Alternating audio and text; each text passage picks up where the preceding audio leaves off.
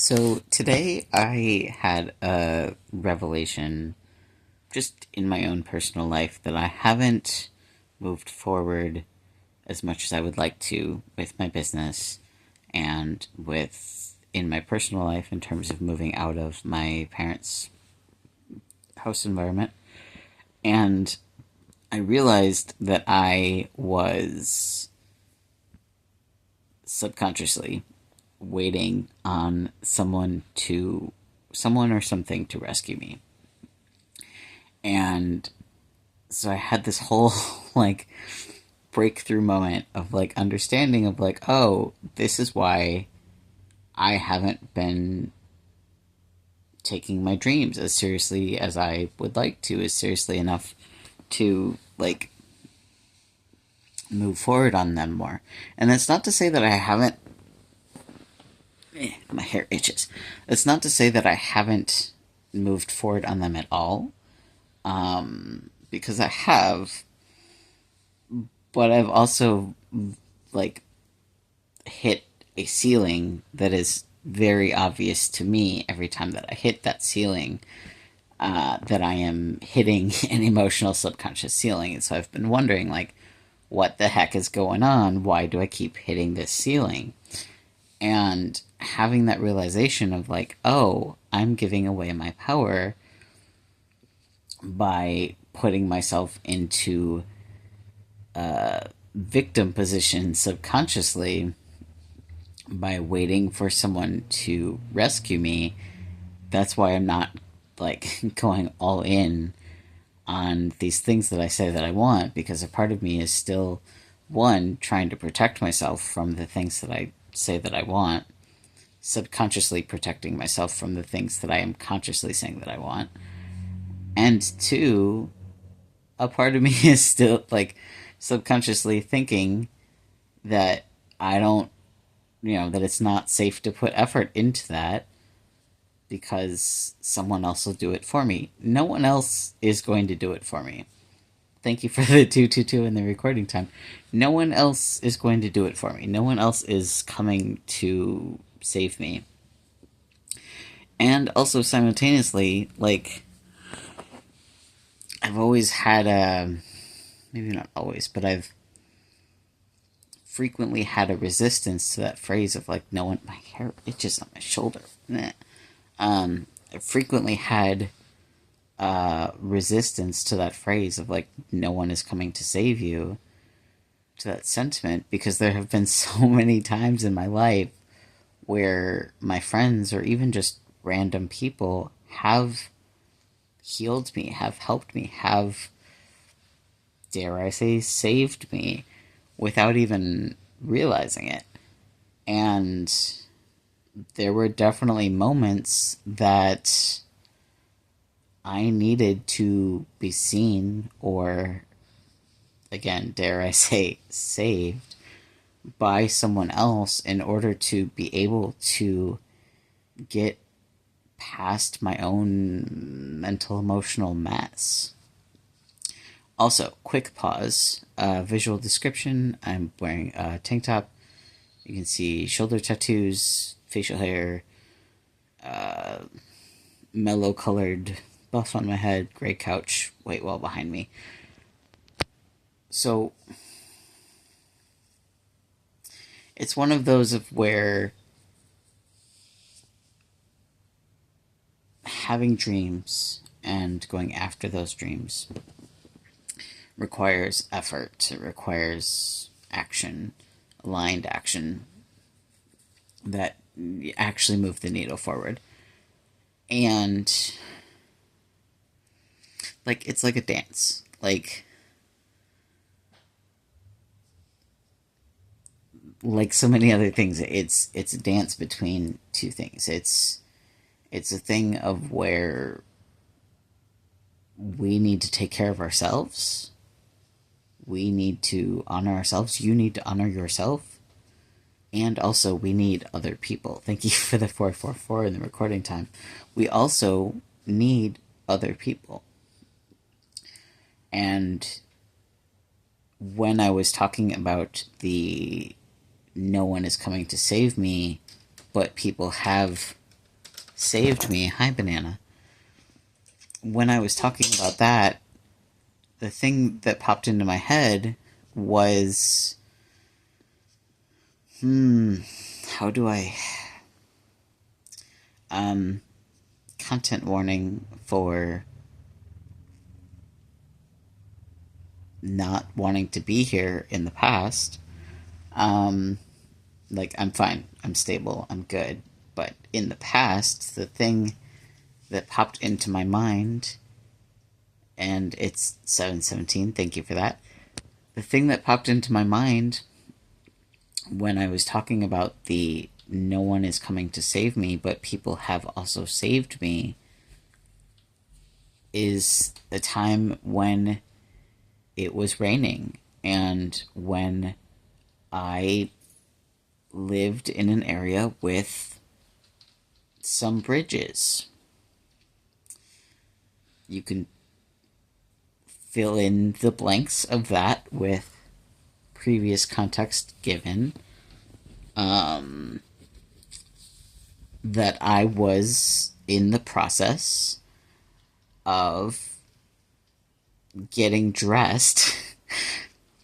I'm being very careful about how I'm saying this right now. Hopefully, for my other literal thinkers, you understand what I'm saying, because I don't want to outright say it. Not because I'm afraid of saying it, but because of YouTube censorship and whatnot. But, so there was a time in my life, in about 2015, November of 2015, when it was raining and I was living in an area that an accident could have happened, and I was getting dressed to go outside and get in my car. And as I was literally putting on my shoes to go outside and get in my car, when it was raining, my cousin commented on my nail polish color at the time. And this simple comment of, I don't remember what she said, but what she was really saying was, hey, I see you, and I noticed something different. I noticed something that you put effort into. What she was really saying was, I see you. And that little interruption, that little disruption was enough to basically was enough to save me, quote unquote save me, was enough to protect me, to help me from the thoughts that I could not previously get out of, enough to, like, Banana, get away from the food. Get away from the food. Sorry, I have a cat. Not sorry, I don't need to apologize from that, but sometimes she thinks she's a dog. Like, sometimes she likes to eat like a dog, and I'm just like, you are a cat. You cannot. Anyways, focused. Hi. So, it's one of those things of where it's like, in this revelation that I had, I was able to acknowledge the flawed premise that I was operating on. Hi. You have the worst timing for crinkling plastic bags. Hi. I realized that I was operating on a flawed subconscious premise, a flawed belief that I couldn't do it, that I needed someone else to come and rescue me, that I, and everything that goes along with that, that the idea that I am a victim, as well as the idea that I inherently, nope, we're not going to go back to the plastic bag, come on, as well as the idea that I inherently am not strong enough to be able to do what I need to do in order to bring my dreams into reality. And, like, of course I wasn't moving forward while I was operating on this limited belief, on this limited identity, because there was a growth ceiling present in that belief of, oh, I can't do it. And if I really believed like I can't do it, then I just didn't go after it that hard. Like, there's a very, now that I see it, there's a very obvious reason why I kept stopping myself, because I did not feel safe to go after it. I did not feel like I could trust myself. I did not feel like I would be able to do it. And will it take effort? Yes. Will it take more effort than I am maybe prepared for it to take? Also, yes. But what I ended up saying to, as I was processing this earlier, and to help get myself out of this, was that I don't need to be rescued because I am not abandoning myself anymore. And I just kept repeating it. I just kept repeating it. I love the laughter transmuting. I just kept repeating it earlier. Like, I do not need to be saved because I am not abandoning myself. And that's not to say that, abandoning yourself is inherent in all victimhood experiences. That's not what I'm saying. Although maybe, but that's not what I'm saying.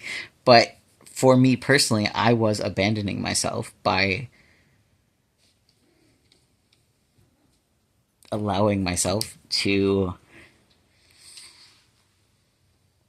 keep hitting the ceiling without trusting myself. And so I just kept repeating, like, I don't need to be rescued because I am not abandoning myself anymore.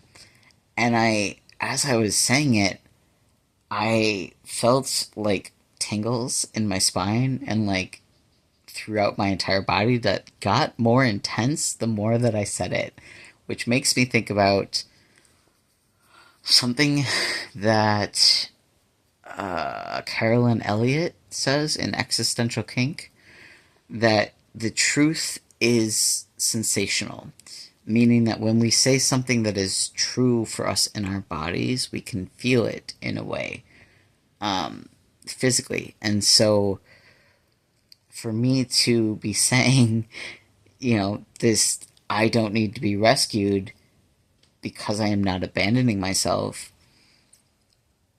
was very physically sensational for me. And I've been home alone since then, and I've been just like hanging out, just like watching a little bit of YouTube and watching TV and whatnot, and like reading my book. Very excited. I started learning about Ayurveda today, but I've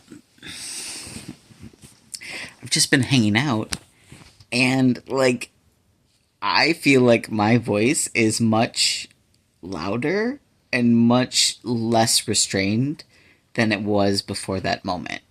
And I mean, that moment of me having that realization and of me getting to this point of just feeling more free and more at ease, closer to honoring my truth as the being that I am, was probably only a few minutes long. And why am I saying this? I lost my train of thought. When you are able to be aware of yourself and this is not just unending awareness, but when you are able to be aware of yourself and what you are experiencing physically, mentally, emotionally, spiritually, if you're spiritual, when you're able to be aware of those things and aware of what you're making it mean, and when you're able to take that awareness and step into acceptance and into compassion or kindness built on that acceptance, it's very easy to quickly transmute things. It's very easily to feel that sense of relief and that sense of relief, of ease, of feeling lighter in your body.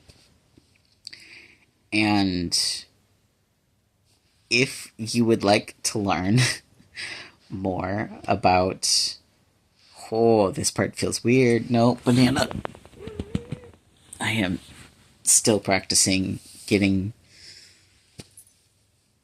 to a point of being comfortable being seen in a leadership position intentionally. But if you would like to learn more about how to take yourself through this process, hit subscribe so that you can continue catching these experiences and stories and wisdoms from me, as well as hearing about other people's stories and testimonials. I feel so awkward right now. Like, I was in flow with what I was saying as I was talking about that revelation and how I got through transmuting it. And now that I'm getting to the part of like, oh crap, I have to actually, like, if I want to step forward with my business and be seen as a leader and like actually allow myself to receive and be paid for my business, I have to actually say the things. I feel so awkward. I'm excited. I'm enjoying it.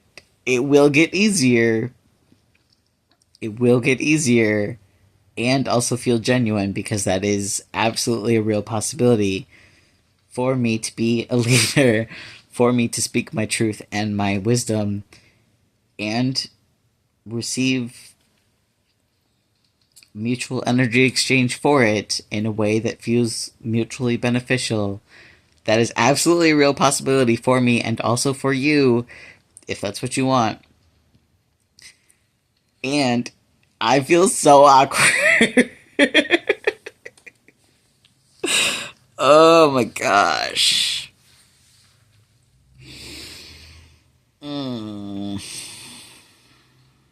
But also, that's actually a good note. I don't want to pack this video with too many things. I'm gonna wrap it up soon. But if I can learn the skill of showing up and being a leader and being authentic and genuine and allowing myself to receive mutual energetic exchange, you can also learn how to connect to yourself deeper. Because we're not taught that these aspects, that these things are skills, but they are absolutely skills. And if I can go from that moment 11 years ago, if I can go from that moment 11 years ago and other moments like that moment, no, stop alarm. If I can go from that moment 11 years ago of getting dressed to go outside in the rain in my car to learning how to connect to myself so deeply that I can show up in this way and feel awkward on camera and be fine with it, then you can also learn how to connect with yourself. If you're feeling burnt out, if you are feeling overwhelmed, if you are feeling like you just got nothing left to give to anyone else, but you don't know how to stop giving, these things are skills. Learning how to connect with yourself, learning how to speak your truth, learning how to honor yourself. These are things that there is some inherent awareness in them, in that when we get more in tune with ourselves, we can see how we've always been, to some degree, in tune with ourselves, our true selves. And these are skills. These are things that can be learned. And I feel like someone needed to say that today, because that felt like a very poignant way of saying that. But these are absolutely skills. Hi, Banana. I'm going to wrap up the video because I'm feeling awkward again. And also because I don't want her to keep going after my food. So, with that, thank you so much for watching. I love myself, and I love you, and I hope that you are nourishing and replenishing yourself. And I hope that you are nourishing and replenishing your community if you have anything else, if anything extra to give. And I hope that you are allowing your community to nourish... Hi, Banana. I hope that you are allowing your community to nourish and replenish you as well, because you are worthy, you are enough, and you are loved. I promise. Thank you so much for watching.